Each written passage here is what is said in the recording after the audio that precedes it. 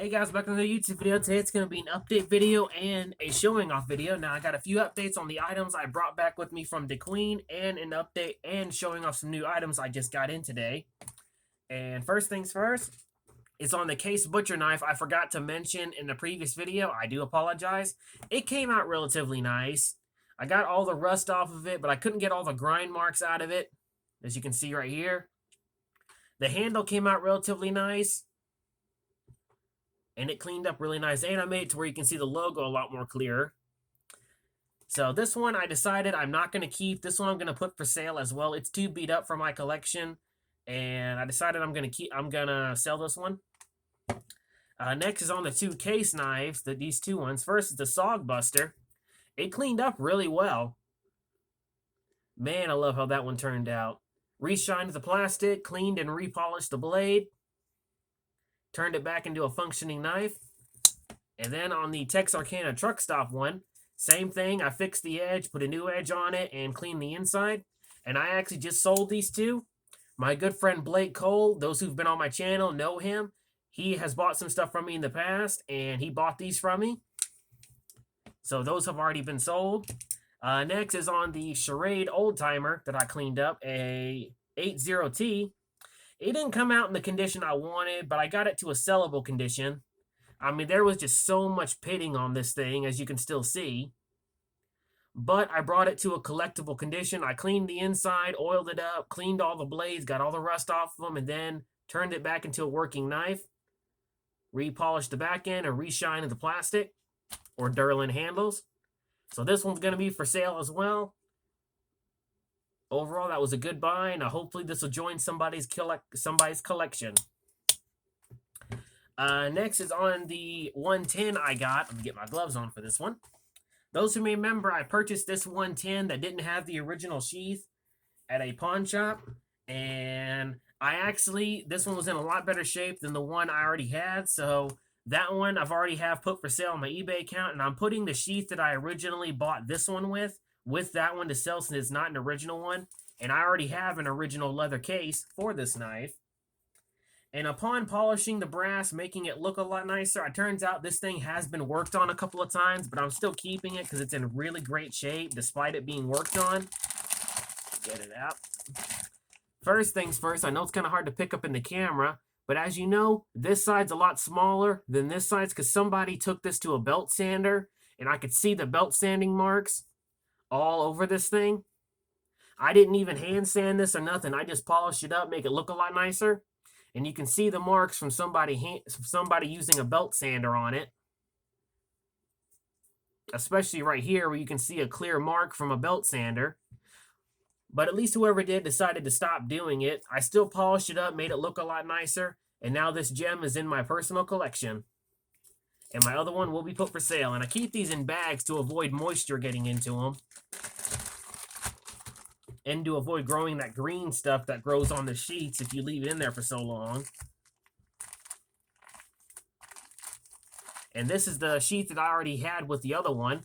That's already the correct sheath, so that's a good little buy.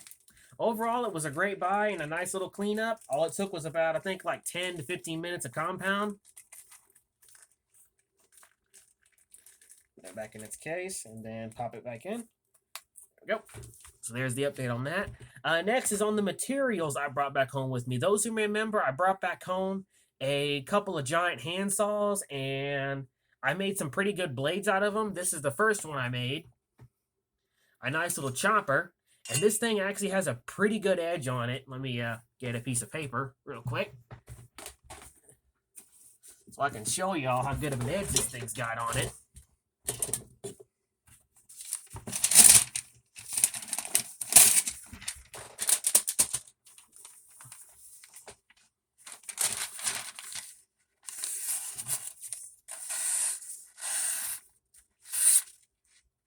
Just cuts through that paper clean.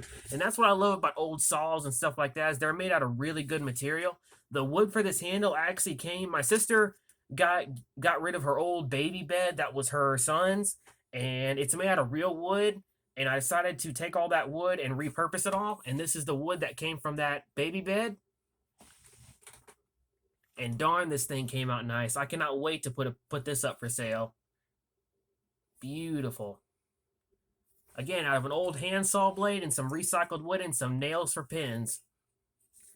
And then here's another one I made out of the saw blade, reusing the original hole that would hold the saw blade into the handle. Made a nice little cleaver with a coffin-style handle. Again, very sharp. And I love the look of the blade because the old carbon steel shows its age. Again, that'll be put for sale. And this actually came, those who remember, I brought a broken machete with me that my sister's husband had gave me. And off camera, I actually forgot to say there was another piece of another machete that was broken off. It was a small piece, about that big, and hence how I made this knife. And I took that and made a nice little knife out of it with a pin holding the whole thing together. It's not finished yet, but once I get it finished, it's going to be put for sale with a real stag handle. And next, this also came from that handsaw blade. A nice little hunting knife. Again, I'm not done with this yet. I'm still going to epoxy it, finish it up, put a nice leather and then a brass guard in front of it. Beautiful. And then when I was down there, we actually did some shooting. Sadly, I did not do any filming. And these are two of the spent shotgun shells. But I actually took one. Oops, come on. I still have to finish it. I took one and actually made a hidden blade out of two of the Remington shotgun shells. I put a wooden dowel in this one and then cut a slit in it and put a blade in it and pinned it in place. And then I took another piece of dowel and split it in half, and that's what creates the natural sheath. And it locks it in place. And then you just simply pull it out. Sorry, I still haven't epoxied this thing yet. That's another thing I was working on, that I'm still working on. There. Anyway, and then last but not least, I made another one of these. These are custom knife stands that I made, again, using spent shotgun shells. I repolished the brass casings and put a nice wooden dowel in the shotgun shells, glued it in place, and then put a screw hole through the bottom. You see it's got my mark right there on it. And cut a slit in it, and then you can just simply set a knife in it. So this will be put for sale as well. I don't make these very often, but now that I got the materials, I made one. So this one's going to be put for sale on our eBay page. If you're interested in this, happily let me know in the comments. And then last but not least, this is the one I haven't finished yet. This is another knife I made out of that handsaw blade. Got a nice aluminum guard. Again, I just love the look of that old steel. When you blast the rust off it, I love the look of that. And then I put a nice guard on it. There you go. Well, that's all the updates I've got so far. If you're interested in any of those items, let me know. Next is on the new items I got in. My father bought a batch of knives for only $5 a knife, and there's one more that's missing. I just haven't been able to get it yet. So these are my 3 of that bundle. He kept a couple for himself too. And these are not really worth anything. These 2 right here are cheap Pakistan junk. But the only reason I bought these is to salvage the parts off of them. Like this has got a real solid brass guard, a real bone handle, and a real pommel. That's solid brass and the nice plastic pieces. I'll chuck the blades out into my scrap pile, and then I'm going to reuse the handles. The leather sheets, I don't know. These are really cheap, well made. I might just cut these down and turn them into stuff like this for handles. But either way, for $5, heck, that was fine. And then here's the other one that he bought for me. Again, the blade's pure junk. I do plan on reusing the plastic here and the brass guard and pommel. Again, I might just chop up the leather sheath for stuff because, again, this is not really usable for a good sheath in my opinion. But again, for $5, you can't complain. Then the only good knife in this bundle is this really messed up Charade knife. As you can see, this was a Charade skinning knife at one point, and luckily I happen to have one in my collection to show you what the blade is supposed to look like. As you can see, this is what the blade is supposed to look like, and a good majority of the tip is gone. So this one, for $5, I'll make something out of it. What I'll do is I'll clean it up and put it for sale on eBay. It'll be the cheapest USA charade knife you can buy because I'm not going to ask very much for this. I'll clean it up, make it look a lot nicer, and then it'll go on eBay. Ugh. And this sheath is just a cheap Pakistani sheath that just got thrown in with the bundle. So, again, that'll be put for sale once it's cleaned up. Again, thank you very much, Dad. Last but not least is one of the items I made without any of the materials I brought back with me. Is this nice little dagger.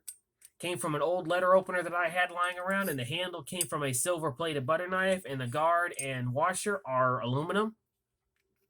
Again, I haven't finished it yet, but once it's finished, it'll be going for sale. Alrighty, that's all the updates I've got, and hopefully you like the new items, and if you're interested in this one, again, it will be put for sale. So, guess that's it. I hope you've enjoyed, and as always, stay sharp and keep collecting.